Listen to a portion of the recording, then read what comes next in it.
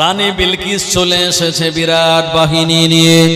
সুলাইমান নবীর কাছে আসবে, কিন্তু সামনে বিরাট বড় একটা খাল, তাতে পানি আর সব সমুদ্রের জন্তু জানোয়ার। ও আমার ভাইজানেরা, রানী বিলকিস ভয় পেয়ে গিয়ে বলল, ও রানী এমন করে আমি, ও নবী সুলাইমান, কেমন করে আপনার কাছে যাব? ও আমার ভাইজানেরা, এদিকে সুলাইমান আলাইহিস সালাম রানী বিলকিস আসার আগে তানার রাজ দরবারে থাকা জিনেদের বললেন, এ জিনেরা, রানী বিলকিসের সিংহাসন আমার কাছে তাড়াতাড়ি নিয়ে চলে আসো। কে তাড়াতাড়ি আনতে পারবে? একটা জিন বলল, আমাকে কয়েক মিনিট সময় দেন। সুলাইমান নবী বললেন, না না না, এত সময় দেওয়া যাবে না। আর একটা জিন বলল, হুজুর আমায় বেশি সময় দেওয়া লাগবে না, আপনি চোখের পলক ফেলবেন, এর মধ্যে রানী বিলকিসের সিংহাসনে আমি হাজির করে দেব। ও আমার ভাইজানেরা, ওই জিনটা ইসমে আজম জানতো রানী বিলকিসের সিংহাসনটা 7টা পাঁচিল দিয়ে ঘরের মধ্যে আবদ্ধ রাখা ছিল। সুলাইমান নবী নির্দেশ দেওয়ার সঙ্গে সঙ্গে চোখের পলক ফেলার আগেই আর ইসমে আজম পড়ে জিনটা রানী বিলকিসের সিংহাসন সুলাইমান নবীর রাজ দরবারে হাজির করে দিয়েছে। আরো জোরে বলেন সুবহানাল্লাহ। আবার ভাইজানেরা, ও নবীর উম্মতেরা, নবী সুলাইমান আলাইহিস সালামের 40টা ঘোড়া ছিল। এই ঘোড়াগুলি তিনি আদর আর যত্ন করে আস্থা বলে তাদেরকে লালন পালন করতেন। নবী সুলাইমান আলাইহিস সালামের উপরে আমার আল্লাহ সারা দিনে 4 রাকাত নামাজ, সকালবেলা 2 রাকাত আর মাগরিবের সময় 2 রাকাত, টোটাল 4 রাকাত নামাজ পড়ার নির্দেশ দিয়েছিলেন। ও আবার ভাইজানেরা, আল্লাহ পাকের নবী সুলাইমান আলাইহিস সালাম তিনি ঘোড়ার পরিচর্যা করার জন্য ওই আস্থা বলে প্রবেশ করলেন। এদিকে দেখা গেল তিনি প্রবেশ করলেন বিকাল বেলা। ঘোড়াগুলি পরিচর্যা করতে গিয়ে তার মাগরিবের সময় পেরিয়ে গেল, নামাজের সময়টা চলে গেল। আল্লাহ পাক কোরআন মাজিদে শুনিয়েছেন, ইন্নাস সালাতা কানাত আলাল মুমিনিনা কিতাবাম মাওকুতা। আমি আল্লাহ প্রতিটা মুমিনের জন্য নির্ধারিত সময় নামাজ পড়াটাকে ফরজ করে দিয়েছি। নামাজের ভিতরে বাইরে 13টা ফরজ আছে। 13 ফরজের এক অন্যতম ফরজ হলো নামাজের সময় হওয়া, ওয়াক্ত হওয়া। ও আমার ভাইজানেরা, আর সুলাইমান আলাইহিস সালামের ঘোড়াগুলি পরিচর্যা করার জন্য নামাজের সময়টা যখন চলে গেল, সুলাইমান নবী বাইরে বার হলেন আর তারা শাগরেদদের বললেন, নামাজের সময় চলে গেল, আমাকে কেন জানালে না? সুলাইমান নবীকে তানারা বললেন, ও নবী সুলাইমান, আল্লাহর আপনি একজন প্রেরিত পয়গম্বর, আমরা কি আপনার নামাজের কথাটা মনে করিয়ে দিতে পারি? এটা তো আমাদের জন্য বেয়াদবি।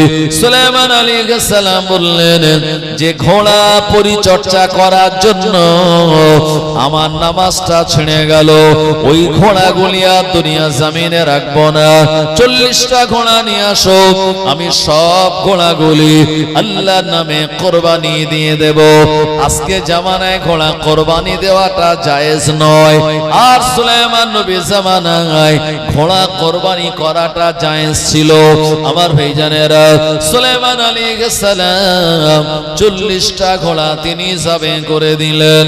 সুলাইমান নবীর সাথী সঙ্গীরা বললেন, ও নবী সুলাইমান, এক জায়গা থেকে আরেক জায়গায় যাওয়ার জন্য যে ঘোড়া আপনি ব্যবহার করতেন, ওই ঘোড়াগুলি আপনি যাবে করে দেওয়ার পর এক জায়গা থেকে আরেক জায়গায় আপনি কিভাবে যাবেন? সুলাইমান আলাইহিস সালাম বললেন, এক জায়গা থেকে আরেক জায়গায় কিভাবে যাব, ওটা আমার আল্লাহ তিনি ঠিক করে দেবেন। জোরে বলেন সুবহানাল্লাহ। আমার আল্লাহ বললেন, জিবরাইল চলে যাও, আমার নবী সুলাইমান আমার ভালোবাসায় মহব্বতে নামাজের মহব্বতে ভালোবাসায় 40টা ঘোড়ার মায়া পরিত্যাগ করে দিয়েছে। আমার নবী সুলাইমানকে আর ঘোড়ায় চড়ে এক জায়গা থেকে আর এক জায়গায় যাওয়া লাগবে না। আমি আল্লাহ তাকে একটা তক্তা দিলাম, তক্তার উপরে বসে যাবে, হাওয়াকে নির্দেশ দেবে, কোনো ব্রেক নাই, ইঞ্জিন নাই, আর তেল লাগবে না। এক জায়গা থেকে আর এক জায়গায় সুলাইমান নবীকে ওই তক্তাটা পৌঁছে দেবে। তাহলে ত্যাগের পরে খুশি আছে না নাই? ফাইন্না মাআল উসরি ইউসরা, অবশ্যই কষ্টের পরে স্বস্তি রয়েছে। সুলাইমান আলাইহিস সালাম 40টা ঘোড়ার মায়া ত্যাগ করলেন, আর আমার আল্লাহ ঘোড়ার বদলে তানাকে দিলেন এক হেলিকপ্টার। সুবহানাল্লাহ, ঘোড়ার থেকে আরো দামি নয় ওটা আমার ভাইজানেরা? তো সুলাইমান আলাইহিস সালামকে আল্লাহ সেই রাজত্ব দিয়েছিলেন। তানার রাজত্বে হুদহুদ নামক একটা পাখি থাকতো। হুদহুদ পাখিটা সুলাইমান নবীর দরবারেই থাকতো। হুদহুদ পাখির কাজ কি? ও জামানায় সব জায়গায় পানি পাওয়া যেত না, মানে পানির লিয়ার অনেক নিচে। আমাদের এখানে যেমন এক পাইপের কল পুতলে পানি বেরোয়, ওটা ওরকম ছিল না, মানে অনেক নিচে পানির লেয়ার। এখন কোন জায়গায় পাইপ বসালে, কল বসালে পানি পাওয়া যাবে, লেয়ারটা ভালো, এটা হুদহুদ পাখি বলে দিত। আর সুলাইমান নবী জিনেদের নির্দেশ দিতেন, এখানে গর্ত খোঁজ, এখানে বোরিং কর। যখন ওই জায়গায় গর্ত খোঁড়া হতো, বোরিং করা হতো, তো খুব সহজেই পানি পাওয়া যেত। জোরে বলেন সুবহানাল্লাহ। আর হুদহুদ পাখি একদিন সুলাইমান নবী এসে দেখছে যে আমার এই রাজদরবার থেকে আমাকে না বলেই কোন জায়গায় চলে গেছে। فقال ما لي لا أرى الهدهد أم كان من الغائبين। সুলাইমান আলাইহিস সালাম বললেন, আমাকে না বলে হুদহুদ পাখি কোন জায়গায় গায়েব হয়ে গেল? হুদহুদ পাখিকে আমি খুঁজে কেন পাই না? সুলাইমান আলাইহিস সালাম বললেন, হুদহুদ পাখি কোন জায়গায় গিয়েছে আমি জানি না, তবে উপযুক্ত কারণ যদি দর্শাতে না পারে আমি নবী সুলাইমান হুদহুদ পাখিটাকে আমি যাবে করে দেব, তাকে শাস্তি দেব। সুলাইমান আলাইহিস সালাম রাগান্বিত হয়ে গেলেন। আমার রাজ দরবারে অন্যান্য সবাই রয়েছে, হুদহুদ পাখিটা কোন জায়গায় গেল? খানিকক্ষণ পর দেখা গেল হুদহুদ পাখিটা আর সুলাইমান নবীর রাজ দরবারে চলে এসেছে। সুলাইমান নবীকে বললেন, ও নবী সুলাইমান, ইন্নী ওয়াজাদতু ইমরাতান তামলিকুহুম ওয়া উতিয়াত মিন কুল্লি শাইইন ওয়া লাহা আরশুন আযীম। ও নবী সুলাইমান, আমি এমন একটা রাজত্বের সন্ধান এনেছি, ওই রাজত্বের সন্ধান আপনি নিজে জানেন না, ওই রাজত্বের সন্ধান আমি আপনার কাছে আনলাম। সুলাইমান নবী বললেন, কোন জায়গায় গিয়েছিলেন? হুদহুদ বলল, আমি ইয়ামানে সাবা প্রদেশে গিয়েছিলাম। ওই জায়গায় একজন রানী আছে, ওই রানীকে আমার আল্লাহ বিরাট এক সিংহাসন দিয়েছে। এই সিংহাসনটা 40 হাত উঁচু, আর 40 হাত চওড়া, আবার 30 হাত প্রশস্ত। এইরকম একটা বিরাট সিংহাসনের উপরে বসে ওই রানীটা সে নেতৃত্ব দেয়, রাজত্ব করে। কিন্তু সমস্যা হলো যেটা, আল্লাহকে এক বলে মানে না, ইবাদত আল্লাহকে করে না। ওই রানী ইবাদত করে সূর্যের। কার ইবাদত করে? সূর্যের। ভাই সূর্য কার বানানো?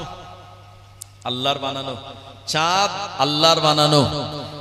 আমরা সেই আল্লাহকে সিজদা দেই যে আল্লাহ এক, যে আল্লাহ ওয়াহিদ, যে আল্লাহ লা শারীক, যে আল্লাহ হলেন খাওয়া দাওয়া থেকে পবিত্র, ঘুম থেকে পবিত্র। তিনি ঘুমান না, খাওয়া দাওয়া করেন না, তানার কোন স্ত্রী পুত্র সন্তান নাই, যিনি চিরকাল আছেন, চিরকাল থাকবেন, বিচার দিনের যিনি মালিক। কুল্লু মান আলাইহা ফান ওয়া ইয়াবকা ওয়াজহু রাব্বিকা যুল জালালি ওয়াল ইকরাম। সব কিছু ফানা হয়ে যাবে, কিন্তু আল্লাহর অস্তিত্ব বিরাজমান থাকবে। কুল হুয়াল্লাহু আহাদ, ও নবী আপনি বলুন আল্লাহ এক। সেই আল্লাহকে বাদ দিয়ে সূর্যকে সেজদা করে, অথচ সূর্যকে আল্লাহ নিজেই বানিয়েছেন। আর পৃথিবী থেকে সূর্য হলো 13 লক্ষ গুণ বড়, বিরাট সূর্য। এই সূর্যের ইবাদত করে ওই নারী। সুলাইমান আলাইহিস সালাম বললেন, এ হুদহুদ, যদি এটা সত্য বা মিথ্যা আমি জানি না, তবে আমি তোমার কাছে চিঠি দেব ওই নারীকে ইসলামের দাওয়াত দেওয়ার জন্য। ওই নারীর কাছে, ওই রানীর কাছে তুমি চিঠিটা নিয়ে যাবে। আমি নবী সুলাইমান আমার পক্ষ থেকে। ও আমার ভাইজানেরা, জওয়ানেরা, যুবকেরা, নবীর উম্মতেরা, সুলাইমান আলাইহিস সালাম এ সময় তিনি চিঠি লিখলেন। চিঠিটা লেখার পরে হুদহুদ পাখি ঠোঁটেটে দিয়ে দিলেন, দিয়ে বললেন, হুদহুদ চলে যা। আর রানী বিলকিসের ইয়ামানের সাবা প্রদেশে যেখানে তার রাজত্ব, এ জায়গায় সিংহাসনের তার যেখানে বসে আছে, কোলের ওপরে চিঠিটা ফেলে দেবে আর চলে আসবে না। চিঠিটা নেওয়ার পরে রানী বিলকিস চিঠিটার সঙ্গে কেমন আচরণ করে এটা জানার পরে তুমি আসবে। ও আমার ভাইজানেরা, হুদহুদ পাখি চলে গেল রানী বিলকিসের সিংহাসনের ওপরে। আর যেখানে রানী বসেছিল কোলের ওপরে চিঠিটা ফেলে দিল। এ সময় রানী বিলকিস অবাক হয়ে গেল, একটা ছোট্ট পাখি এসে আমায় চিঠি দিয়ে গেল। এ সময় চিঠিটা রানী খুললো। খোলার পরে সে তার রাজদরবারের পরিষদ বর্গকে বলল, ক্বালাত ইয়া আইয়ুহাল মালাউ ইন্নী উলকিয়া ইলাইয়া কিতাবুন কারীম ইন্নাহু মিন সুলাইমান ওয়া ইন্নাহু বিসমিল্লাহির রহমানির রহিম। রানী বিলকিস বলল, এ আমার রাজদরবারের পরিষদ বর্গরা, আমার কাছে একটা চিঠি এসেছে। এই চিঠিটা সুলাইমান নবীর পক্ষ থেকে, এবং যে চিঠির শুরুতে বিসমিল্লাহির রহমানির রহিম লেখা হয়েছে। সুলাইমান আলাইহিস সালামের দেওয়া চিঠিটা রানী বিলকিস পেয়ে তার সভাসদবর্গকে বলল, কি লেখা আছে চিঠিতে? বলল, চিঠিতে বেশি কিছু লেখা নেই, যেটা লেখা আছে, সুলাইমান নবী আমায় নির্দেশ দিয়েছেন ইমিডিয়েট, অতি তাড়াতাড়ি সূর্যের ইবাদত করা বন্ধ করে এক আল্লাহকে আমরা যেন ইবাদত করি। রানী বিলকিসের যারা সমর্থক তারা বলল, রানী এটা খবরদার করা যাবে না, করলে আপনার যারা সাপোর্টের লোক তারা কিন্তু সব অন্য দলে চলে যাবে। সুতরাং আমরা সূর্যকে প্রভু বলে মানি, এটাই মানতে হবে, এর মধ্যেই আপনার রাজত্ব ঠিক থাকবে। জোরে বলেন নাউজুবিল্লাহ। রানী বিলকিস বলল, তাও তো ঠিক, কারণ কেউ তো গদি ছাড়াতে চায় না। এই জন্য ইলেকশনের সময় এত দৌড়দৌড়ি, এত দৌড়ঝাঁপ, অন্তত একবার জিততেই হবে যে কোনো প্রকারে, তবেই গদিটা পাকাপুক্ত হবে। আমার ভাইজানেরা, জওয়ানেরা, যুবকেরা, রানী বিলকিস সে তখন তার পরিষদ বর্গকের কথা শুনে আবার সূর্যের ইবাদত করতে লাগলো। সুলাইমান আলাইহিস সালামের দরবারে এই হুদহুদ পাখি এসে খবর দিল। সুলাইমান নবী তিনি এবারে বললেন, যদি রানী বিলকিস সে আল্লাহর একত্ববাদকে মেনে না নেয়, তাহলে আমি তার বিরুদ্ধে সেনাবাহিনী পাঠিয়ে আমি তার বিরুদ্ধে যুদ্ধ করব। রানী এই সংবাদ যখন শুনলো, অনেক কিছু উপঢৌকন, টাকা পয়সা, সোনা দানা পাঠিয়েছিল। সুলাইমান আলাইহিস সালাম এই টাকা পয়সা, সোনা দানা কিছুই নেননি। উনি বলেছিলেন, আমার আল্লাহ তোমার থেকে আরো বেশি দিয়েছে, আমার দাবি এলো একটাই, সেটি হলো আল্লাহর একত্ববাদকে তুমি মেনে নাও। আমার ভাইজানেরা, জওয়ানেরা, যুবকেরা, সুলাইমান আলাইহিস সালাতু সালামের সেই একত্ববাদের কথা মানার আগে অনেকবার ঘুষ দিতে চেয়েছিল, অনেকবার উৎকোচ দিতে চেয়েছিল। সুলাইমান নবী রানী বিলকিসের ঘুষ, উৎকোচ তিনি গ্রহণ করেননি। আমার ভাইজানেরা, পরিশেষে রানী বিলকিস বলল, অন্তত আমি সুলাইমানের কাছে যাব, আর যাওয়ার পরে আমি তার কাছে গিয়ে বলবো যে আপনি এমনটা করবেন না। আর এদিকে সুলাইমান আলাইহিস সালাতু সালাম সংবাদ পেলেন যে 12,000-এর বাহিনী, 12,000 সেনাবাহিনী, আর সঙ্গে আছে এক একজন সেনাপতির আন্ডারে আরো 1,000 করে। আমাদের পশ্চিমবঙ্গে বিধানসভা নির্বাচনে যেভাবে সেন্ট্রাল বাহিনী চারিদিকে সব টহল দিচ্ছে, কথা ঠিক কি না? একেবারে যুদ্ধ করা সাজোয়া গাড়িও চলে এসেছে। তারপরে আরো অনেক কিছু, ইলেকশনের আগে SIR হলো, অনেকের নাম ডিলিট করে দিয়েছে, অনেকের নামের আগে আন্ডার অ্যাডজুডিকেশন হয়েছিল, বলল লজিক্যাল ডিসক্রিপেন্সির নাম করে, অনেকের নাম আবার অ্যাপ্রুভ হয়েছে, অনেকের নাম উঠে গিয়েছে, নানান রকম এই যে একটা ব্যাপার। আমার ভাইজানেরা, এই যে সেনাবাহিনী, এই যে প্রশাসন, আমার ভাইজানেরা, এই রকম রানী বিলকিস 12,000 সেনাপতি এনেছে, আর প্রতিটা সেনাপতির পিছনে আরো 1,000 করে বিরাট বাহিনী নিয়ে সুলাইমান নবীর কাছে শক্তি প্রদর্শন করতে চায়। রানী বিলকিস বোঝাতে চায় যে আমারও অনেক পাওয়ার আছে, ক্ষমতা আছে, শক্তি আছে, সুতরাং আমার বিরুদ্ধে তুমি অ্যাকশন নেওয়ার আগে একটু চিন্তা করো। আমার ভাইজানেরা, এ সময় সুলাইমান নবীর কাছে সংবাদ দিলেন ওই হুদহুদ পাখি, ও নবী সুলাইমান, 12,000-এর বাহিনীর সঙ্গে আরো 1,000 করে বিরাট সেনাবাহিনী আসছে, আপনি প্রিপারেশন নিন। আমার ভাইজানেরা, এ সময় নবী সুলাইমান আলাইহিস সালাতু সালাম তিনি প্রিপারেশন নিলেন। আর হুদহুদ পাখি এই নবীর কাছে সংবাদ দেওয়ার জন্য নবীজি বলেছেন কয়েকটা প্রাণীকে তোমরা হত্যা করবে না, তার ভিতরে হুদহুদ পাখি অন্যতম। আল্লাহ নবী বললেন তোমরা মৌমাছিকে মারবে না, কারণ মৌমাছি সে মধু সংগ্রহ করে। কোরআন মাজিদে এই মৌমাছির নামে আল্লাহ একটা সূরা দিয়েছে, সূরা নাহাল। আমার ভাইজানেরা, এই মধু হলো গোটা মোমেন মুসলমানের জন্য, মানব জগতের জন্য এটা হলো শেফা স্বরূপ। জোরে বলেন সুবহানাল্লাহ।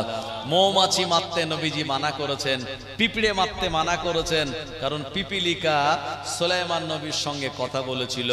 আর 3 নম্বরে যেটা মানা করেছেন সেটা হলো হুদহুদ পাখি মারতে। আর 4 নম্বরে নবীজি মানা করেছেন ব্যাঙ মারতে।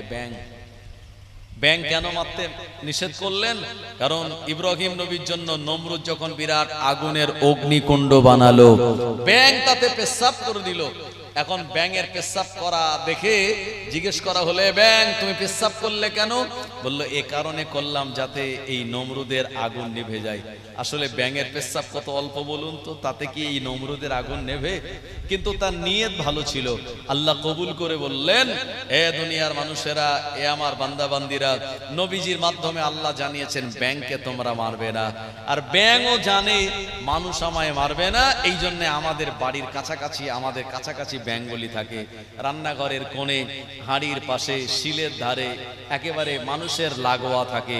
আর গিরগিটি এ ইব্রাহিম নবীর জন্য বানানো নমরুদের অগ্নিকুণ্ডে ফু দিয়েছিল। তাকে বলা হলে তুমি ফু দিলে কেন? বললে এ কারণে ফু দিয়েছি আগুন যাতে বেড়ে যায়। আসলে অক্সিজেন পেলে তো আগুন বেশি বেড়ে যায়, তো আসলে তার ফুতে আগুন বাড়বে না, কিন্তু তার নিয়ত খারাপ ছিল। এই জন্য নবীজি বলেছেন তোমরা যদি গিরগিটি দেখো, গিরগিটি মানে যারা রং পরিবর্তন করে, যদি লাউ গাছে থাকে তো সে একদম সবুজ হয়ে যায়, আবার হলুদ গাছে চলে আসলে সে আবার হলুদ হয়ে যায়, লাল রঙের গাছে চলে আসলে আবার লাল হয়ে যায়, মানুষ দেখলে রেগে লাল হয়ে যায়। এ জানে মানুষ আমাকে দেখলেই মেরে দেবে, মানুষের থেকে গিরগিটি এই জন্য অনেক দূরে থাকে, মানুষকে দেখলেই পালিয়ে চলে যায়। এক আঘাতে গিরগিটিকে হত্যা করলে নবীজি বললেন 100 সওয়াব, 2 আঘাতে মারলে 50 সওয়াব, 3 আঘাতে মারলে 25 সওয়াব।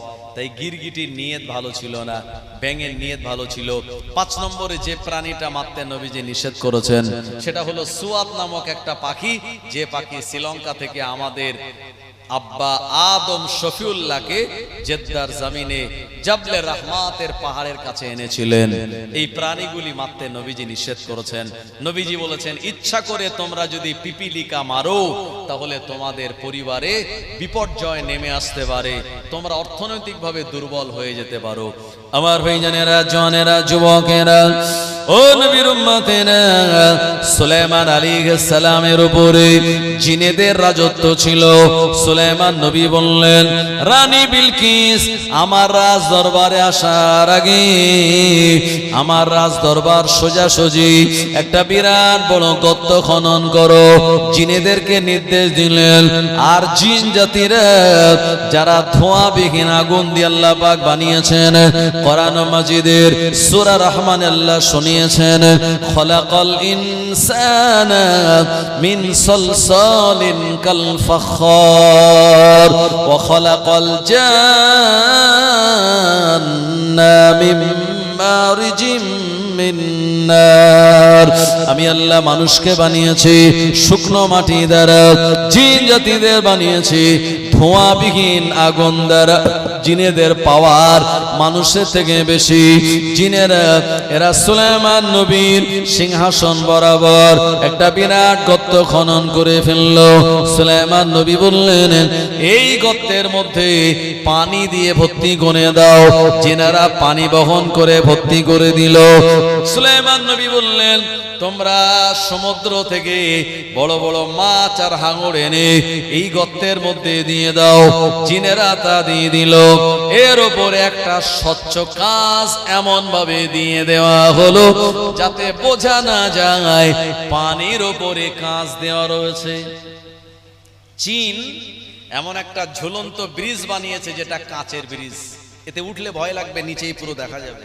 সুলাইমান নবী প্রথমে গর্ত খোঁড়ালেন জিনেদের দ্বারা, তারপরে তাতে পানি দিলেন জিনেদের দিয়ে, তারপরে সমুদ্রের বড় বড় হিংস্র ডলফিন, হাঙর, কুমির এগুলো দিলেন। আর দেওয়ার পরে তার উপরে স্বচ্ছ কাঁচ এমন ভাবে জিনেদের দ্বারা বিছিয়ে দিতে বললেন, কোন মানুষ এসে ধোকায় পড়ে যাবে। সুলাইমান নবী সিংহাসন সোজাসুজি লম্বা জায়গায়, এখানে একটা খাল, আর খালের মধ্যে স্বচ্ছ পানিতে সব বড় বড় হাঙর, কুমির, ডলফিন ঘুরে বেড়ায়। এখন এই জায়গায় যাব কি করে? গেলেই তো পানিতে পড়বো আর হাঙর কুমিরের খাদ্য হয়ে যাব। রানী বিলকিস 12,000 সেনাপতির নেতৃত্বে 12 লক্ষের বেশি সেনাবাহিনী নিয়ে চলে এসেছে সুলাইমান নবীর কাছে উপঢৌকন দেবেন বলে। সুলাইমান নবী এরকম একটা কৌশল অবলম্বন করেছে। কেন করলেন?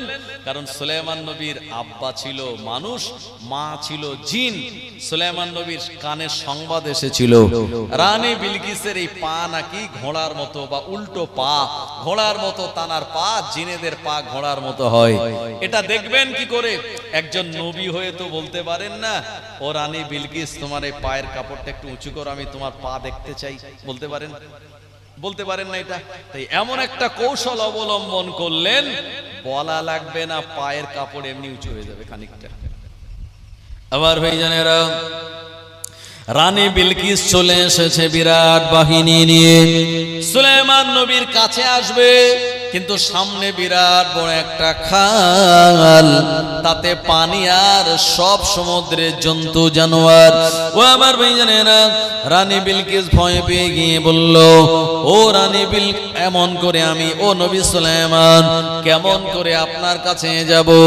ও আমার ভাইজানেরা, এদিকে সুলাইমান আলাইহিস সালাম রানী বিলকিস আসার আগে তানার রাজ দরবারে থাকা জিনেদের বললেন, এ জিনেরা, রানী বিলকিসের সিংহাসন আমার কাছে তাড়াতাড়ি নিয়ে চলে আসো। কে তাড়াতাড়ি আনতে পারবে? একটা জিন বলল, আমাকে কয়েক মিনিট সময় দেন। সুলাইমান নবী বললেন, না না না, এত সময় দেওয়া যাবে না। আর একটা জিন বলল, হুজুর আমায় বেশি সময় দেওয়া লাগবে না, আপনি চোখের পলক ফেলবেন, এর মধ্যে রানী বিলকিসের সিংহাসনে আমি হাজির করে দেব। ও আমার ভাইজানেরা, ওই জিনটা ইসমে আজম জানতো রানী বিলকিসের সিংহাসনটা 7টা পাঁচিল দিয়ে ঘরের মধ্যে আবদ্ধ রাখা ছিল। সুলাইমান নবী নির্দেশ দেওয়ার সঙ্গে সঙ্গে চোখের পলক ফেলার আগেই আর ইসমে আজম পড়ে জিনটা রানী বিলকিসের সিংহাসন সুলাইমান নবীর রাজ দরবারে হাজির করে দিয়েছে। আরো জোরে বলেন সুবহানাল্লাহ। ও আমার ভাইজানেরা, জিনেদের আল্লাহ ক্ষমতা দিয়েছেন, এরা আপনার হাওয়ার উপর দিয়ে চলতে পারে, এরা মাটির ভিতর দিয়ে যেতে পারে, এরা সমুদ্রের পানির মধ্যে দিয়ে যেতে পারে। আমাদের বয়স 60, 70, 75, 80 বছর, আর জিনেদের আল্লাহ হায়াত দেন 250, 500, 700, 1000, 1500 বছর ধরে। ও আমার ভাইজানেরা, এদিকে রানী বিলকিস বলল, নবী সুলাইমান আপনার দরবারে আমি কেমন করে যাব? সুলাইমান নবী বললেন, চলে আসুন তো, কোনো অসুবিধা নাই। বললে, এখানে তো পানি কেমন করে নামবো? বলল, ওই পানিতেই পা দিন, পানি আপনাকে ডোবাবে না। এ সময় রানী বিলকিস ওই স্বচ্ছ কাঁচের ওপরে পা দেওয়ার আগে পায়ের কাপড়টা একটু তুলে নিল, আর কাঁচের ওপরে পা দিল, আর পানি মনে করে। কিন্তু না না না, পা তো ডুবে যায় না। সুলাইমান নবীর রাজ দরবারে হাঁটতে হাঁটতে চলে আসলো, পাশে বসলো, আর রানী বিলকিসের সিংহাসনটা যে জায়গায়, ওদিকে তাকালো। রানী বিলকিসের সোজাসুজি সিংহাসনটা দাঁড় করানো ছিল, ওই দিকে নজর যখন গেল, রানী বিলকিসের মাথাটা ঘুরে গেল। জোরে বলেন সুবহানাল্লাহ। রানী বিলকিস বলছে, সুলাইমান নবী আপনার দরবারে আসার আগে আমি ধোকায় পড়লাম, এটা তো পানি, কিন্তু পা দিয়ে দেখলাম পানি তো নয়, এটা পানির উপরে শক্ত কিছু দেওয়া আছে, আমি ডুবে গেলাম না। সুলাইমান নবী তিনি দেখতে পেলেন যে রানী বিলকিসের পাটা ঘোড়ার মতো নয়, মানুষের মতোই, কিন্তু যেখানে এসে বসেছে উল্টো দিকে সিংহাসনটা দাঁড় করানো। সঙ্গে সঙ্গে রানী বিলকিস অবাক হয়ে গেছে যে এই সিংহাসনটা কার। সুলাইমান নবী বললেন, আরে দেখো তো কার সিংহাসন। তো রানী বিলকিস কাছে গিয়ে দেখছে, আরে সিংহাসন তো আমার, কিন্তু ছিল সেই ইয়ামানের সাবা প্রদেশে, ওটা এখানে আসলো কি করে?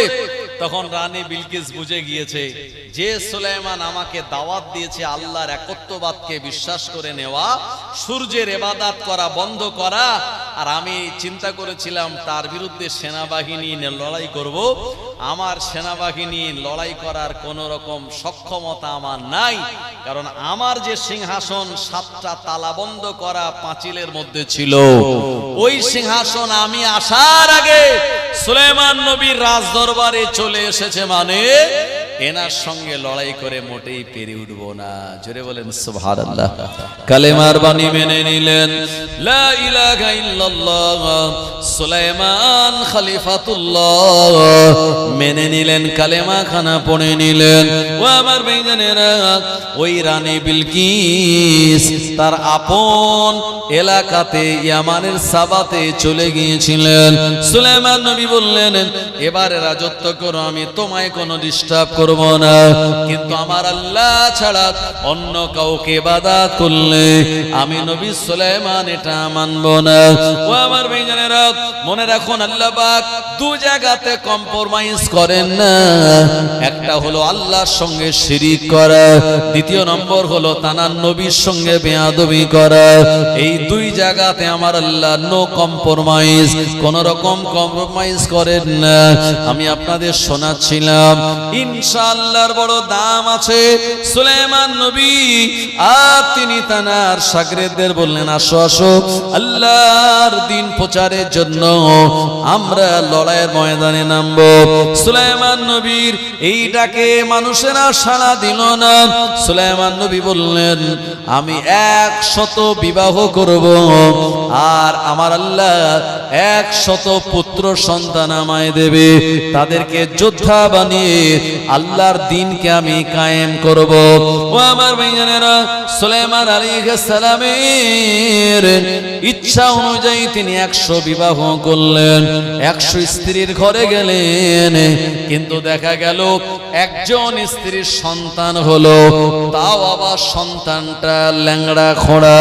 সুলাইমান নবীকে জিজ্ঞেস করা হলো, এমনটা হলো কেন? সুলাইমান নবী আমার আল্লাহকেও জিজ্ঞাসা করলেন।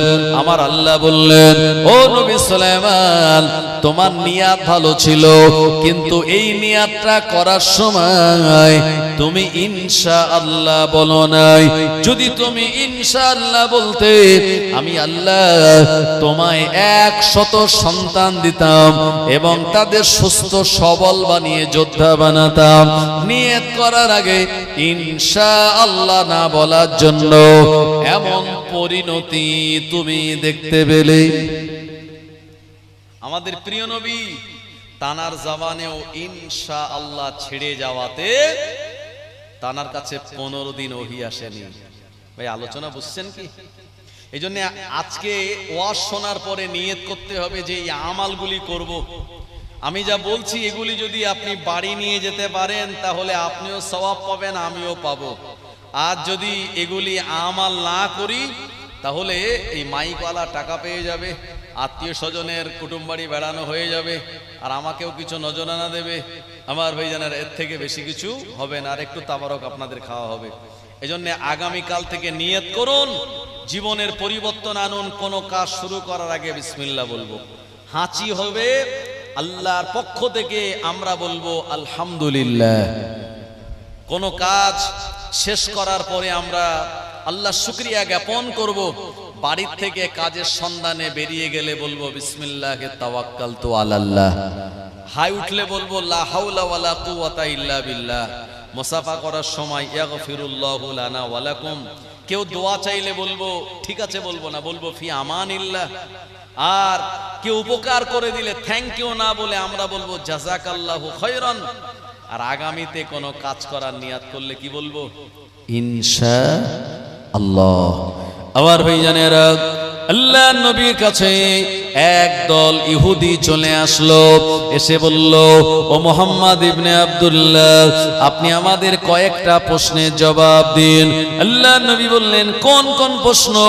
ওরা প্রথম নম্বর প্রশ্ন করলো, বাদশাহ জুলকারনাইন সম্পর্কে আপনি আমাদের বলুন, ইয়াজুজ মাজুজ সম্পর্কে বলুন, আর আপনি আমাদের রূহ সম্পর্কে বলুন। আল্লাহ নবী বললেন, আগামীকাল আমি তোমাদের জবাবটা দিয়ে দেব। কিন্তু না না না, আল্লাহ নবী জবানে ইনশাআল্লাহ ছেড়ে গিয়েছিল। এ কারণে 15 দিন ওহী আসা বন্ধ হয়ে গেল। আল্লাহ নবী চিন্তিত হয়ে পড়লেন, আজকে 15 দিন হয়ে গেল, আমার কাছে ওহী কেন আসে না? ও আমার ভাইজানেরা, একদিন আসরের নামাজের পর 15 দিন বাদ জিবরাইল আলাইহিস সালাম আল্লাহ নবীর কাছে আসলেন। আসসালাতু ওয়াসসালামু আলাইকা ইয়া রাসূলুল্লাহ হাবিবাল্লাহ। আল্লাহ নবী সালামের জবাব দিলেন। আল্লাহ নবী বললেন, জিবরাইল, আমি কি তোমার সঙ্গে বেয়াদবি করলাম নাকি আল্লাহর সঙ্গে আমার নাফরমানি হয়ে গেল? আজকে 15 দিন তুমি আমার কাছে কেন আসো নাই?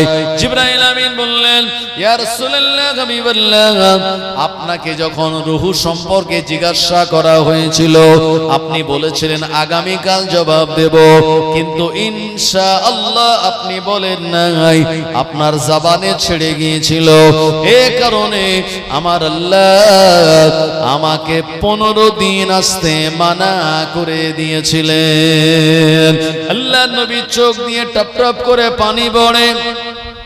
জিবরাইল আমিন বললেন, ইয়া রাসূলুল্লাহ হাবিবাল্লাহ, হুজুর এটা আপনার কোনো ভুল নয়, আপনার কোনো খাতা নয়। আপনার উম্মতদের বলে দিন, আগামীতে ভবিষ্যতে ফিউচারে কাজ করার আগে, নিয়াত করার আগে তারা যেন ইনশাআল্লাহ বলে নেয়। ইনশাআল্লাহ বললে পরে আমার আল্লাহ কঠিন কাজটাকে সহজ করে দেয়। একটা চাচাজি হাটে যাচ্ছে ছাগল কিনতে, কোরবানি দেবে, একটা খাসি কিনতে যাচ্ছে। একটা মাদ্রাসার ছেলের সঙ্গে দেখা, চাচাজি কোথায় যাচ্ছেন? তো বললো একটু ওই জিলহজের চাঁদ উঠেছে, খাসি কিনতে যাচ্ছে, কোরবানি দেব। তো বলছে ইনশাআল্লাহ বললে হতো না? বললো পকেটে টাকা আর ছাগলের হাটে খাসি, আবার ইনশাআল্লাহ মাঝখানে ঢুকবে কেন? কারণ ছাগলের হাটে, গরুর হাটে পকেট মার থাকে কি থাকে না? এখন মোটামুটি খাসি পছন্দ করেছে, কিনতে যাবে, পকেটে হাত দিয়ে দেখে পকেট ফাঁকা, টাকা নেই, সর্বনাশ, পকেট মার হয়ে গেছে। মনটা খারাপ করে খালি হাতে বাড়ি আসছে। মাদ্রাসার ছেলেটা বলছে, চাচাজি সেই খাসি আনতে যাবেন বললেন, তা খাসি কই? কোরবানির চাঁদ। তো তো বলছে আর বলো না, ইনশাআল্লাহ হাটে গিয়েছিলাম, ইনশাআল্লাহ পকেট মার হয়েছে, ইনশাআল্লাহ খাসি পছন্দ করেছিলাম, ইনশাআল্লাহ কিনতে পারিনি, ইনশাআল্লাহ খালি হাতে বাড়ি যাচ্ছি। তো মাদ্রাসার ছেলেটা বলছে চাচাজি এখন এতবার ইনশাআল্লাহ না বলে তখন তো একবার বললে মৃত্যু। তার মানে বিপদে না পড়লে আমরা সহজে আল্লাহর নাম নেই না। যখন করোনা আসলো 2020 সালে, মনে করুন এই যে কোভিড-19, যখন মার্চ মাসে আমাদের এই এলাকাতে করোনা এটা চলছিল, বিরাট ভয়াবহ পরিস্থিতি, সোশ্যাল ডিস্টেন্স মেনটেন করা, মাস্ক পরা, স্যানিটাইজার ব্যবহার করা, পুলিশ বলল মসজিদে এসে বেশি গ্যাদারিং করা যাবে না, কিন্তু মানুষেরা লকডাউন পিরিয়ডে মসজিদে যাচ্ছিল কি যাচ্ছিল না? যাচ্ছিল। এরপরে কারণ মুসলমান জানে যেখানে আল্লাহর রহমত ওখানে আল্লাহর গজব থাকতে পারে না। মসজিদে যারা পার্মানেন্ট মুসলমান তারা জায়গা পাচ্ছে না, মুসল্লিরা। হ্যাঁ, নতুন নতুন মুসল্লির বিরাট আমদানি। নামাজের পর ইমাম সাহেবের সঙ্গে মুসাফা করে ভেতরে আবার নজরানা। ইমাম সাহেব দেখে আল্লাহ এ তো পশ্চিম দিকে হোঁচট খেয়ে পড়ে না, আবার এই মুসাফা করে হাতে নজরানা, কি ব্যাপার?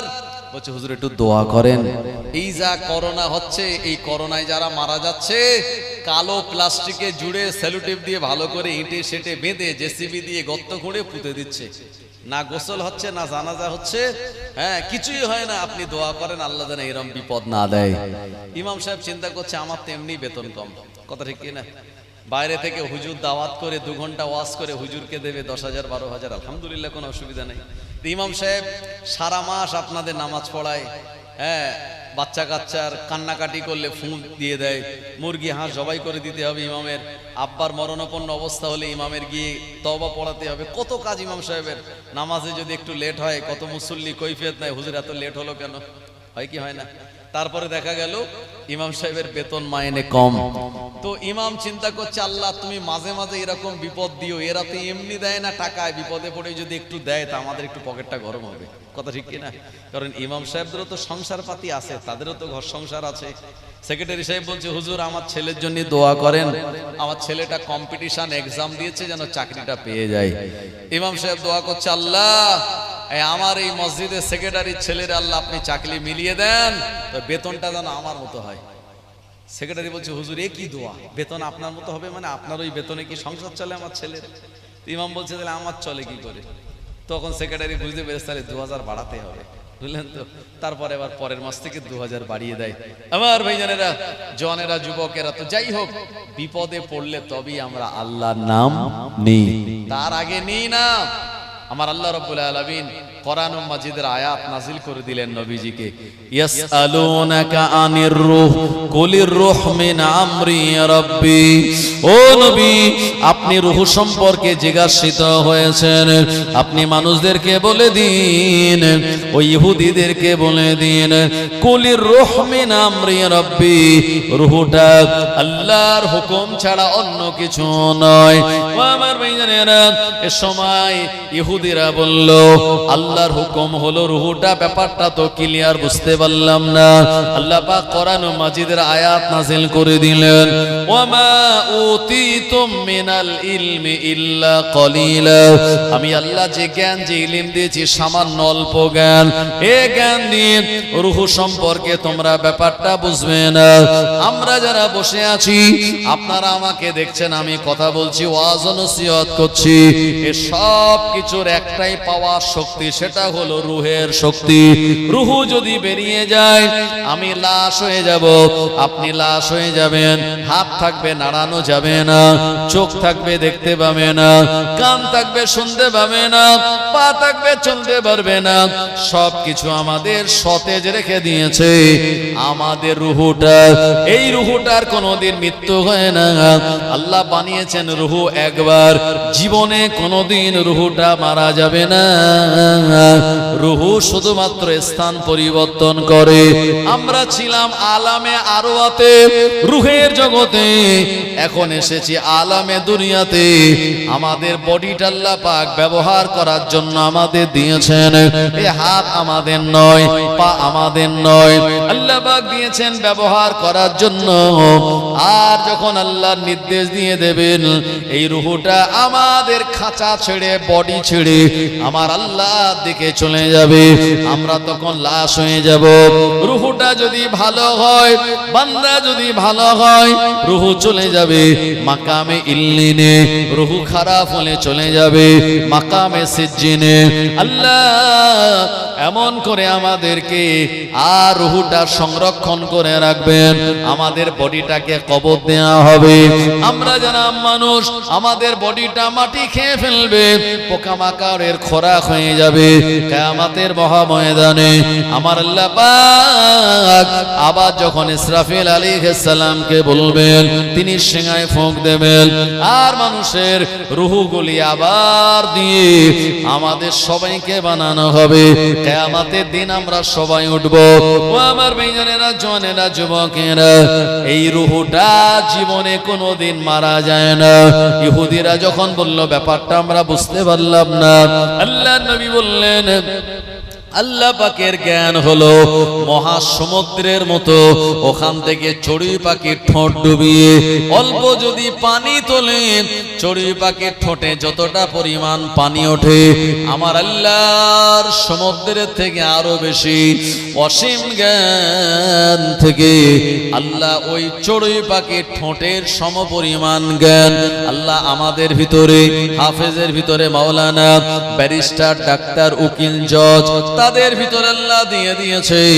আমরা আমাদের অল্প জ্ঞান নিয়ে রূহ সম্পর্কে ব্যাপারটা বুঝতে পারবো না। ও আমার ভাইজানেরা, এজন্য আমাদের রূহের খোরাক দিতে হবে। আমরা খাওয়া দাওয়া করি, আমাদের বডির প্রয়োজন। রূহ মাছ খায় না, গোশ খায় না, বিরিয়ানি খায় না। আমাদের রূহ যেটা খায় ওটার নাম হলো আলা বিজিকিরিল্লাহি তাতমাইন্নুল কুলুব। আল্লাহর নাম, আল্লাহর স্মরণ যখন আমরা জবানে করি, আমাদের রূহটা সতেজ হয়ে যায়, আমাদের রূহটা পাওয়ারফুল হয়ে যায়। এই সময় মানুষটা সঠিক সরল রাস্তায় পরিচালিত হয়। মসজিদে আযান যখন হয়, তার রূহ বলে মসজিদের বাইরে নয়, মসজিদে চলে যাও, নামাজ আদায় করে নাও। জোরে বলেন সুবহানাল্লাহ।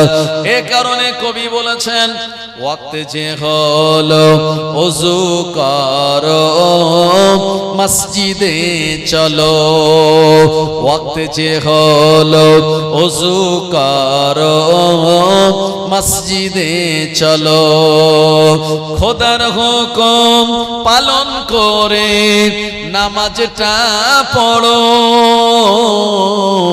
ওয়াক্ত যে হলো ওযু করো মসজিদে চলো, দিন রাতে 5 ওয়াক্ত নামাজ পড়লে পাবে ভাই জান্নাত। ফজরের সময় হলে তাড়াতাড়ি মসজিদে যাও চলে, বিছানায় থেকো না শুয়ে, আল্লাহ তাআলা রহমত দেন ঢেলে, আল্লাহ তাআলা রহমত দেন ঢেলে। জোহরের সময় হলে কাজটা তাড়াতাড়ি দাও ছেড়ে, কিছু সময় দাও নামাজে, সফলতা আসবে জীবনে, সফলতা আসবে জীবনে। ওয়াক্ত যে হলো ওযু করো মসজিদে চলো, দিন রাতে 5 ওয়াক্ত নামাজ পড়লে পাবে ভাই জান্নাত। জোরে হবে না সুবহানাল্লাহ। তাই আমি বলি 4, 5, 6 নামাজ না পড়লে আছে অনেক রিস্ক। 7, 8, 9 নামাজ না পড়লে কবরে দিতে হবে ফাইন। 1, 0, 10 নামাজই আমাদের জীবনের মেন।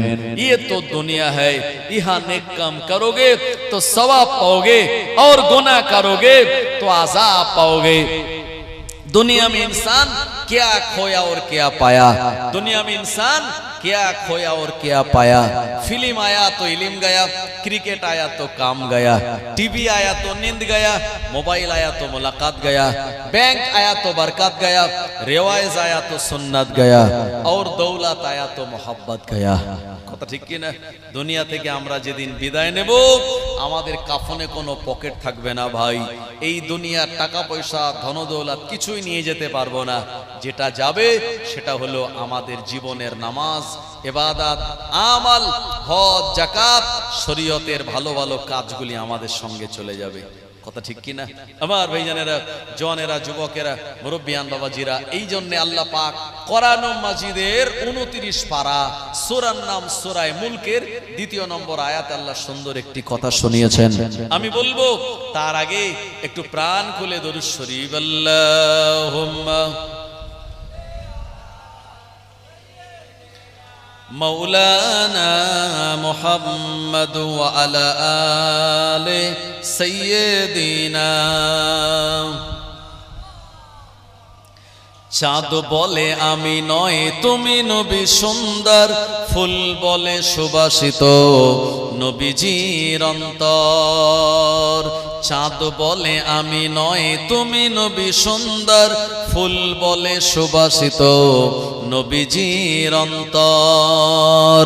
তারাদের দল বলে তুমি প্রিয় দরবে, মেঘে বলে পানি হয়ে তুমি নবী সরবে।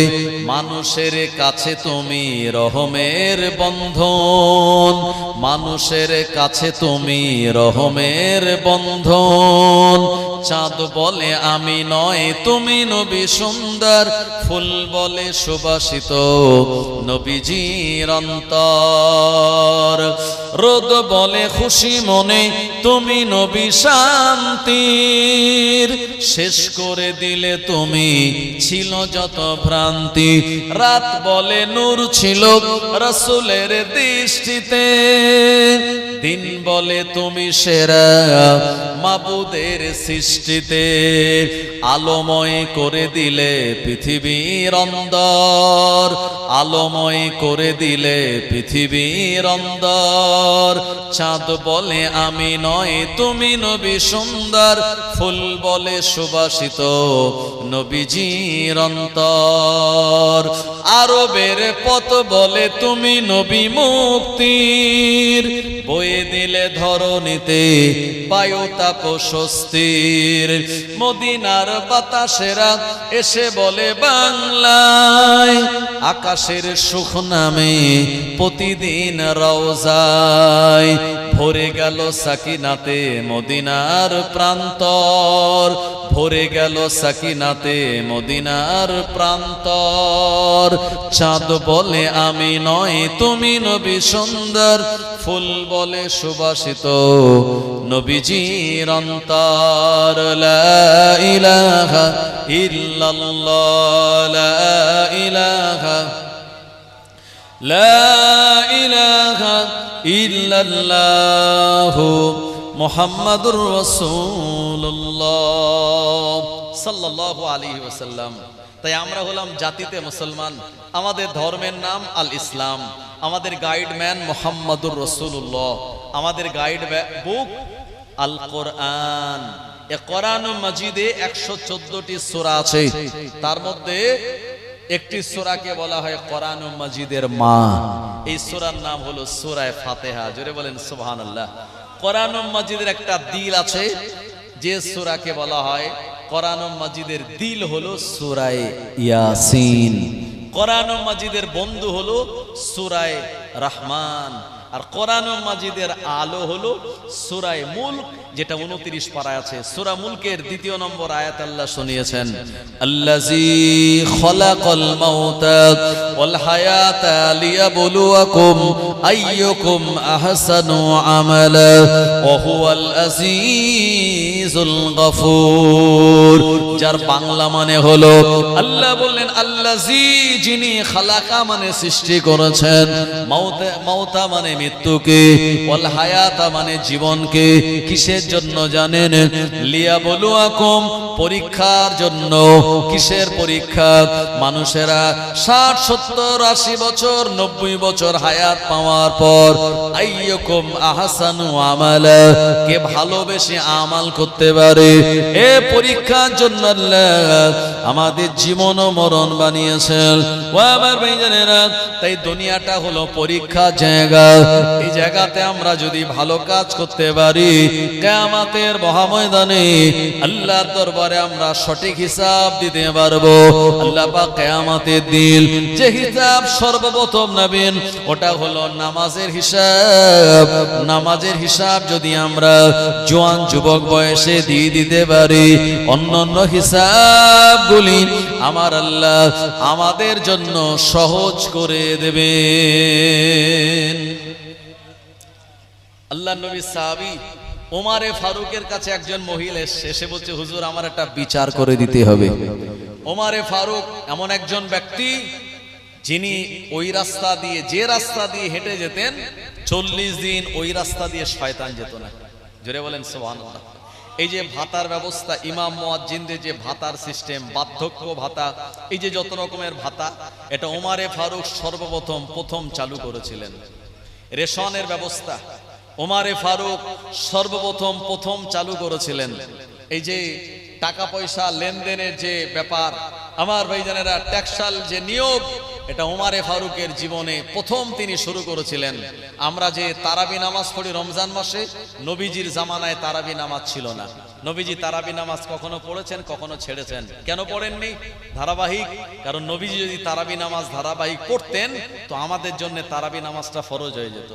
উম্মতের উপরে যাতে ফরজ না হয়, তাই নবীজি কখনো পড়েছেন, কখনো ছেড়েছেন। তারাবি নামাজ শুরু হয়েছে ওমরে ফারুকের খেলাফতের জামানা থেকে, 20 রাকাত। আমার ভাইজানেরা, জওয়ানেরা, যুবকেরা, তাই ওমরে ফারুক এমন একজন ব্যক্তিত্ব জানার কথা নবীজিও শুনতেন। জোরে বলুন সুবহানাল্লাহ। ওই ওমরে ফারুকের কাছে একজন মহিলা এসেছে, এসে বলছে, হুজুর একটা বিচার করে দিতে হবে। ওমরে ফারুক বললেন, মা কিসের বিচার?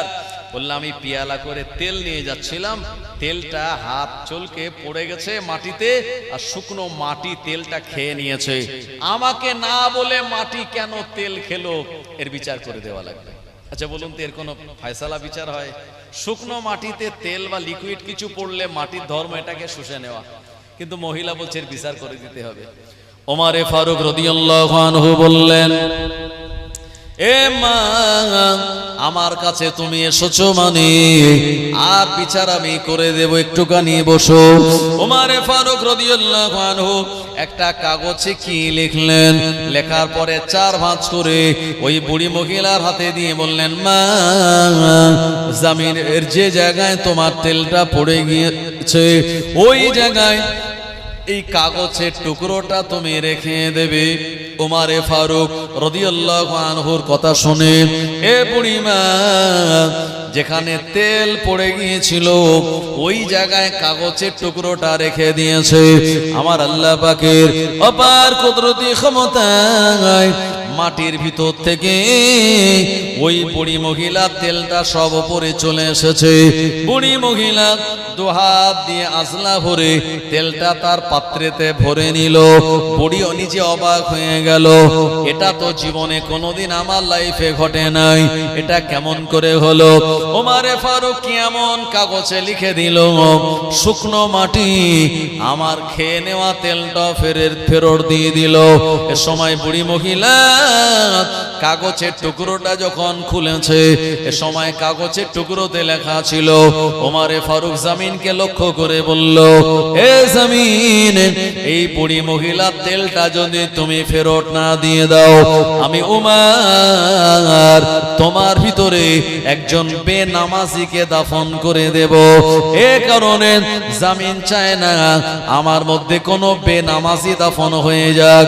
বেনামাজির যে কবরের ভয়ঙ্কর আযাব, এটা মাটিও সহ্য করতে পারে না। এ কারণে ওই বুড়ি মহিলা তেল রিটার্ন দিয়ে দিয়েছিল। একবার চিন্তা করে দেখুন, এই নামাজ আমাদের আদায় করা লাগবে, নামাজ থেকে দূরে চলে গেলে হবে না। আজকে আমরা নেতাদের পিছনে ঘুরি, আজকে আমরা জিন্দাবাদ দেই, সব ঠিক আছে, কিন্তু নামাজটা ছেড়ে দিয়ে নয়। আপনার মসজিদে আপনার পালকি বাঁধা আছে, যে পালকির কোনো চাকা নাই, চারজন মানুষ যারা আপনার পালকিটা নিয়ে যাবে আপনার ঘরে, যেদিন আপনার আমার রুহুটা চলে যাবে, ও আমার ভাইজানেরা, মসজিদে আপনার আমার নাম তেলাহান হয়ে যাবে, অমুকের আব্বাজান দুনিয়া জমিন থেকে বিদায় নিয়েছে।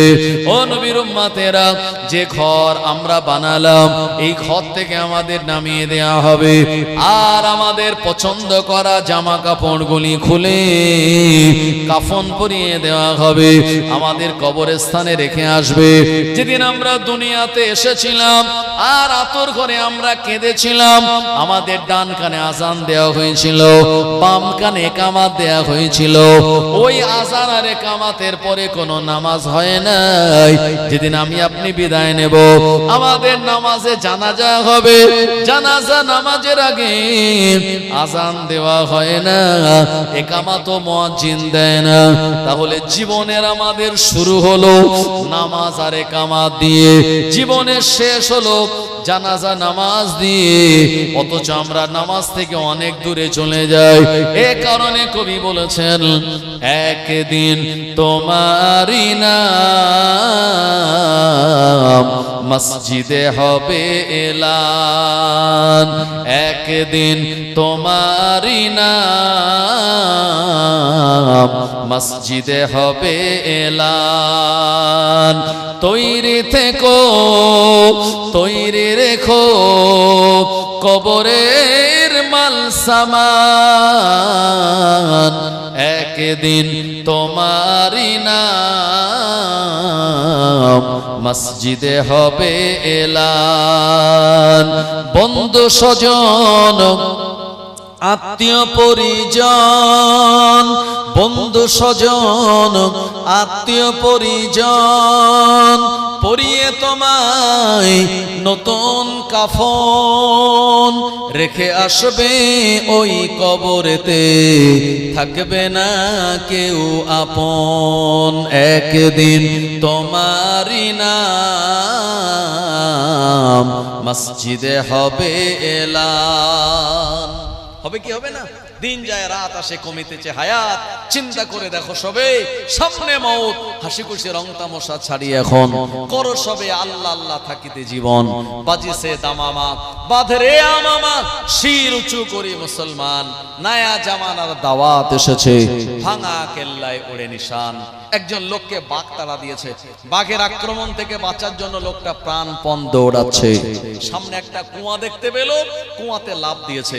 এখন কুয়া থেকে পানি তোলার জন্য বালতি রশি টাঙানো ছিল, লোকটা রশিটা ভালো করে ধরে নিয়েছে, নিয়ে কুয়ার মাঝখানে ঝুলছে, ওপরে বাঘ গর্জন করছে, আর লোকটা নিচের দিকে তাকিয়ে দেখে সর্বনাশ, কুয়ার নিচে পানি নেই, কুয়াটা শুকনো আছে, কুয়ার নিচে সাপ বিচ্ছু পোকামাকড়, নিচেই যদি পড়ে যায় সাপ বিচ্ছু পোকামাকড় কামড়াবে, আর ওপরে উঠলে বাঘ ধরবে।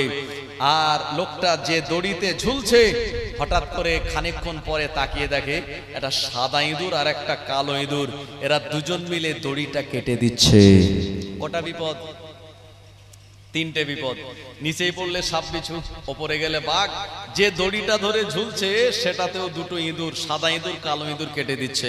তিন বিপদের মাঝখানে লোকটা দেখলো কুয়ার গায়ে একটা সুন্দর মৌচাক, আর সেখান থেকে টপ টপ করে মধু পড়ছে। লোকটা হাত বাড়িয়ে দিল, মধু হাতে পড়লো, যখন জিহ্বায় দিল, মধু এত টেস্ট লাগলো, এত স্বাদ লাগলো, এই তিনটে বিপদ তার মাথা থেকে ভ্যানিশ হয়ে গেল। এটা হলো রূপক, হাকিকাত শুনুন, অরিজিনাল হলো যে বাঘ তাকে তাড়া দিয়েছিল, এটা হলো তার মৃত্যু। যে সাপ বিচ্ছু পোকামাকড় ওই কুয়ার নিচে, এটা হলো কবরের আযাব। যে দড়িটা ধরে ঝুলছে কুয়ার মাঝখানে, এটা হলো 60, 70, 80 বছরের হায়াতের জিন্দেগি। সাদা ইঁদুর হলো দিন, কালো ইঁদুর হলো রাত। রাত দিন যত চলে যাচ্ছে, হায়াতের রশিটা তত বেশি দুর্বল হয়ে যাচ্ছে। আর যে মধুটা পান করলো, এটা হলো দুনিয়ার টাকা পয়সা, নারী গাড়ি, সোনা দানা, এই সব কিছু পেয়ে আমরা মরণের কথা, কবরের কথা, হায়াত চলে যাচ্ছে, এই কথাগুলি আমরা ভুলে গিয়েছি। কথা ঠিক বললাম না ভুল বললাম? এই যে আন্ডার অ্যাডজুডিকেশন হলো, মানে অনেকে বিচারাধীন থেকে ডিলিট হয়ে গেল, অনেকে অ্যাপ্রুভ হলো। যাদের ডিলিট হয়েছে তাদের মুখের দিকে তাকানো যায় না, কারণ ভোটার স্লিপটা তাদের দেওয়া হয়নি, এবারে ভোট দিতে তারা পারবে না। জি, কথা ঠিক কি না? মনটা খারাপ কি খারাপ না? কিয়ামতের মহাময়দানেও আল্লাহ পাক এই কিছু মানুষদেরকে তিনি সামনের দিক থেকে ডান হাতে আমলনামা দেবেন, আবার কিছু মানুষের পিছন দিক দিয়ে বাম হাতে আমলনামা আসবে। যাদের বাম হাতে আমলনামা আসবে তারা ক্ষতিগ্রস্ত, আর যাদের ডান হাতে আমলনামা পাবে তারাই হবে সফল কাম। আমার ভাইজানেরা, এই জন্য দুনিয়াতে সফলতা অর্জন করতে গেলে দুনিয়াদারির সঙ্গে আমাদের দিনদারিটাও রাখতে হবে, হক কথা বলতে হবে। সমাজে যারা হক কথা বলেছে, 60 বছর নফল ইবাদত করলে যে সওয়াব, একদিন হক কথা বললে সেই সওয়াব আল্লাহ আপনার নামায় আমলে দিয়ে দেবেন। একবার জোরে বলেন সুবহানাল্লাহ। 5 ওয়াক্তের নামাজ আমাদের আদায় করতে হবে। অনেকে নামাজ পড়ে ইচ্ছা মতো, বাড়িতে নামাজ পড়ে না, কুটুম বাড়ি গেলে ছাড়ে না। আছে না নাই? বাড়িতে নামাজ পড়ে না কিন্তু কুটুম বাড়ি গেলে ছাড় দেয় না। কুটুম বাড়ি গিয়েছে, বেইর বাড়ি, এখন একজন বন্ধু তাকে মক্কা শরীফ থেকে বড় একটা পিরহান এনে দিয়েছে, একদম পায়ের গিট পর্যন্ত। সেই পিরহানটা পরে আর গিয়েছে বেই সাহেবের বাড়ি। যেতে যেতে মাগরিবের সময় হয়ে গেল। বেই সাহেব বলছে, যাক এসেছেন আলহামদুলিল্লাহ, খুব ভালো হয়েছে, চলুন মাগরিবের নামাজ পড়ে তারপরে ঘরে যাওয়া যাবে। এখন মসজিদে গিয়ে দেখছে যে ইমাম সাহেবের সাপ্তাহিক ছুটি, ইমাম সাহেব নেই। আর যেদিন ইমাম সাহেব থাকে না সেদিন মুসল্লিদের মধ্যে ঠেলাঠেলি হয় যে ভাই তুমি পড়াও, ভাই তুমি পড়াও, এরকম হয়। তো মুসল্লিরাও দেখছে যদি আজকে একটা হুজুর পাই তো তাকে দিয়ে মাগরিবের নামাজটা পড়ানো যাবে। আর বেঈমশাই সুন্দর লম্বা পাঞ্জাবি পরে যখন গেছে, একদম পুরো হুজুর মতো দেখাচ্ছে। আর বড় পাঞ্জাবি পরলে এমনি তো হুজুরের মতোই লাগে, দাড়ি টাড়ি আছে মাশাআল্লাহ। তো মুসল্লি বলছে, হুজুর আপনি একটু নামাজটা পড়িয়ে দিন, আমাদের ইমাম সাহেব ঘরে গেছে, ছুটি। তো ইনি চিন্তা করছে, বাড়ি ঠিক করে নামাজ কালাম পড়ি না, আর এখানে এসে আমি হুজুর হলাম কি করে? আসলে ড্রেস তো হুজুর হয়ে গেছে, ভেতরে কি আছে সে তো আর জানে না। এরপরে তিনি বলছেন, না না আমি পড়াবো না, আপনারা পড়ান। বলছে, না আপনার মতো হুজুর থাকতে আপনি পিছনে থাকবেন আর আমরা নামাজ পড়াবো, এটা হয় নাকি?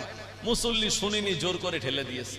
এও চিন্তা করছে যে বেঈমশের বাড়ি এসে বলি কি করে যে নামাজ পড়াতে পারি না, সেও তো মান সম্মানের ব্যাপার। এখন এই মেহরবে দাঁড়িয়ে চিন্তা করছে, আল্লাহ কি সর্বনাশ যে আজকে হবে না, তার ঠিক নেই। যদি জোহর আসর হতো তা আস্তে সুস্তে চালিয়ে দেওয়া যেত, মুসল্লিরা কেউ শুনতে পেত না।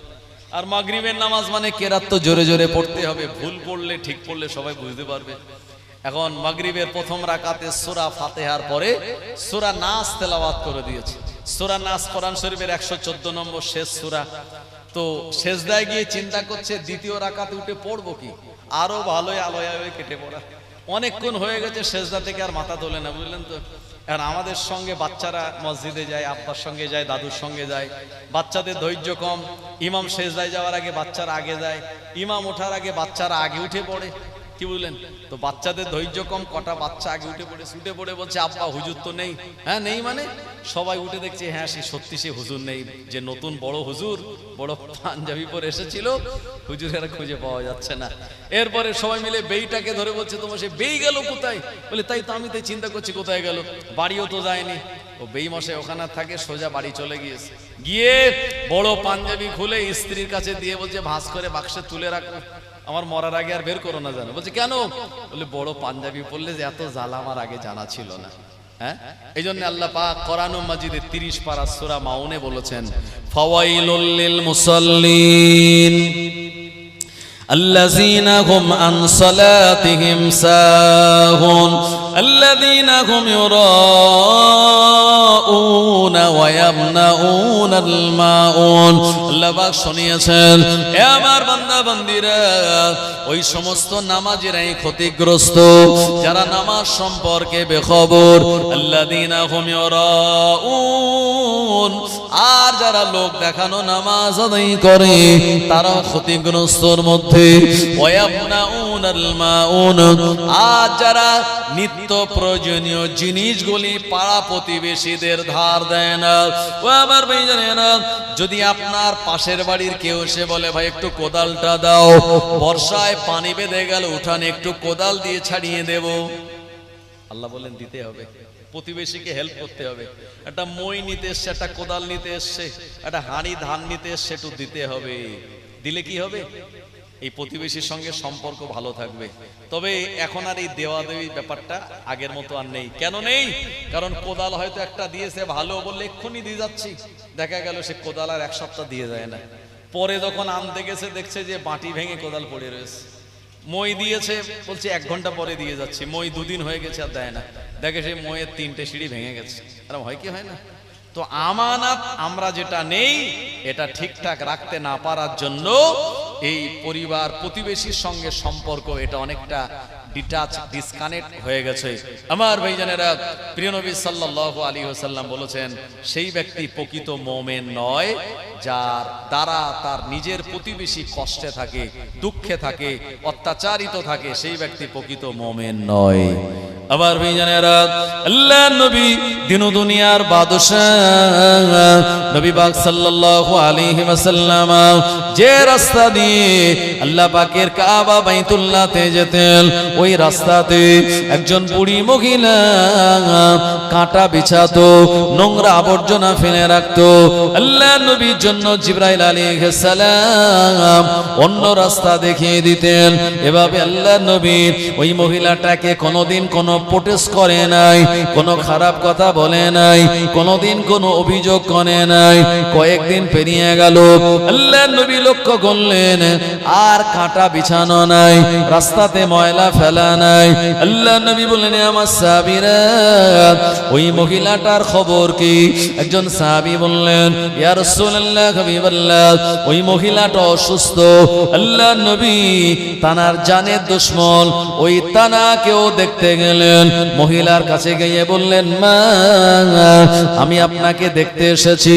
আমি মুহাম্মদ ইবনে আব্দুল্লাহ। আমার চলার রাস্তায় আপনি প্রতিদিন কাঁটা বিছান, ময়লা আবর্জনা ফেলে রাখেন। আজকে রাস্তাটা পরিষ্কার দেখে কয়েকদিন ধরে আপনার আমি খবর নিয়ে জানতে পারলাম আপনি অসুস্থ, তাই দেখতে এসেছি। মহিলা অবাক হয়ে গেল। আল্লাহর নবীর সম্পর্কে খারাপ কথা তাকে শোনানো হয়েছিল, কিন্তু না না না, আল্লাহর নবীর এমন সুন্দর আদর্শ আখলাক দেখে ওই মহিলাটা ঈমানের কালেমা পড়ে মুসলমান হয়ে গিয়েছিল। আরো জোরে বলেন সুবহানাল্লাহ। ও জওয়ানেরা, যুবকেরা, দুনিয়া জমিনে আমাদের যদি ভালো আচরণ হয়, অন্যজন যদি আপনাকে গালাগালি দেয়, আপনি প্রোটেস্ট না করে যদি আপনি ধৈর্য ধারণ করেন, আমার আল্লাহ আপনার ইজ্জত আর সম্মানকে বাড়িয়ে দেবেন। ক্ষমার মাধ্যমে আল্লাহ আপনার সম্মান রেখে দিয়েছে। আপনি রাস্তা দিয়ে যাচ্ছিলেন, কেউ হয়তো আপনাকে গালাগালি দিল, আপনি যদি পাল্টা দেন, পরের দিন যখন দেখা হবে তখন বলবো এই তালবস একার আসছে। আর যদি আপনি পাল্টা প্রোটেকশন না করেন বা প্রতি উত্তর না দেন, যদি সবর করেন, যে আপনাকে বিনা কারণে গালাগালি দিয়েছিল, আপনাকে আসতে দেখলে সে মাথাটা নিচু করে নেবে আর বলবিস কেন যে তাকে গালাগালি দিলাম ফালতু কাজে, ও রাতের বেলা তার ঘুম চলে যাবে। কথা ঠিক কিনা? আর যদি এটা বলতে পারেন যে আল্লাহ বিচার করবে, তাহলে তো তার আর মানে ঘুম এমনিতেই পালিয়ে চলে যাবে। তাই সবর আর ধৈর্য ধারণ করার মাধ্যমে আপনার আমার বিজয় আছে। শক্তি তো পাওয়ারফুল তার যে আল্লাহর প্রতি ধৈর্য ধারণ করে, সবর রাখে। তাকবীর দেন, নারে তাকবীর, নারে তাকবীর। সিলসিলায়ে হক মুজাদ্দিদুজ জামান, মাসলাকে মুজাদ্দিদুজ জামান, খানকায়ে বুখারিয়া, নারে তাকবীর। জনাব সম্মানীয় পীরজাদা আফতাবউদ্দিন সাহেব, নারে তাকবীর। আমার ভাইজানেরা, ফুরফুরা শরীফ থেকে ভাইজান হুজুর তিনি চলে এসেছেন নির্ধারিত নির্দিষ্ট সময়ে, কিন্তু আপনারা এখন অনেকে আসেননি। আপনাদের গ্রামে আজকে দোয়ারে হুজুর, কথা ঠিক কিনা? এই যে দোয়ারে রেশন যে চলছে, তো দোয়ারে হুজুর মানে হুজুররা বিভিন্ন এলাকা থেকে আপনাদের গ্রামে, অথচ আপনারা এখনো আসেননি। তাই অনেক জায়গা এখনো ফাঁকা আছে। যে জায়গাগুলি আছে ফাঁকা, এটা দিতে হবে ঢাকা, না হলে ইবলিস শয়তান আমাদের দেবে ধোকা, আমরা বনে যাব বোকা। একটু তাকবীরের আওয়াজ দেন যারা এখনো দোকান বাজারে বাড়িতে বসে আছে, যারা ভাবছে এখন যাব না, ইয়া নবী সালাম আলাইকা না হলে মজলিসে ঢুকবো না, যাবো দ্রুত তাবারক নিয়ে চলে আসবো। এরা মুসল্লি আছে না নাই? এরা শ্রোতাও আছে, আগে ভাগে যাব না। তো কিছু মুসল্লি আছে কালমা খানি হওয়ার আগে সংবাদ লাই যে কখন দোয়া হবে, বলে 12টা 15। বলে আচ্ছা ঠিক আছে, টাইম মতো যাবানি। পুরো 12টা 10-এ যায়, আর ছোলা টোলা কিছু পড়ে না, এরপরে দেখা গেল কবরস্থানেও যায় না, খানাও ডিঙায় না। তারপরে যখন ওই মোনাজাত করে কবর জিয়ারাত করে সবাই চলে আসে, এসে যারা সকাল থেকে কালমা শরীফ দরুদ শরীফ পড়ছিল, সকাল সকাল যারা গিয়ে তারা জায়গা পায় না, দেখে পুরো প্যান্ডেল ভর্তি। তো তারা তখন চিন্তা করে যে এসব ফেরেশতা ছিল কোথায়? কথা ঠিক কিনা? এরকম হয় কি হয় না? আপনাদের এলাকায় এরকম মুসল্লি নেই, অন্য জায়গা আছে যারা শেষে আসে। জুমার দিন নামাজ শুরু হয়েছে অনেক আগেই, খুতবা শুরু হয়েছে অনেক আগে, কিন্তু কিছু মুসল্লি আছে সবার শেষে যায়, আর 2 রাকাত পড়েই তাড়াতাড়ি পালায়, আর মোটেও মসজিদে থাকে না। আল্লাহ নবী জানিয়ে দিলেন, এ আমার উম্মতেরা, জুমার দিন যারা আগে আগে মসজিদে যাবে, আমার আল্লাহ একটা উট কোরবানির সওয়াব দান করে দেবেন। তারপরে যে যাবে একটা গাভী কোরবানির সওয়াব, তারপরে যে যাবে একটা বকরি কোরবানির সওয়াব। এরপরে ইমাম যখন খুতবা দেওয়ার জন্য আপনার মেম্বারে দাঁড়িয়ে যায়, এই সময় যারা প্রবেশ করে, আমার আল্লাহ অতিরিক্ত কোন সওয়াব দেন না। ও নবীর উম্মতেরা, আগে ভাগে মসজিদে যাওয়ার ভিতরে আল্লাহ অনেক সওয়াব নেকি রেখে দেন।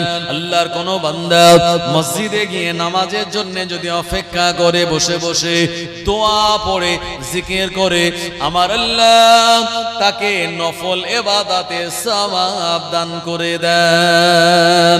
আরো জোরে বলেন সুবহানাল্লাহ। এই জন্য একটু আল্লাহর নাম নেন, নারে তাকবীর। সবাই মিলে যদি আওয়াজ দেন, আওয়াজ একটু জোরে হবে। এখন বর্তমানে আমাদের যা পরিস্থিতি, আমাদের ইউনিটি একতা সব বজায় রাখতে হবে। কথা ঠিক কিনা?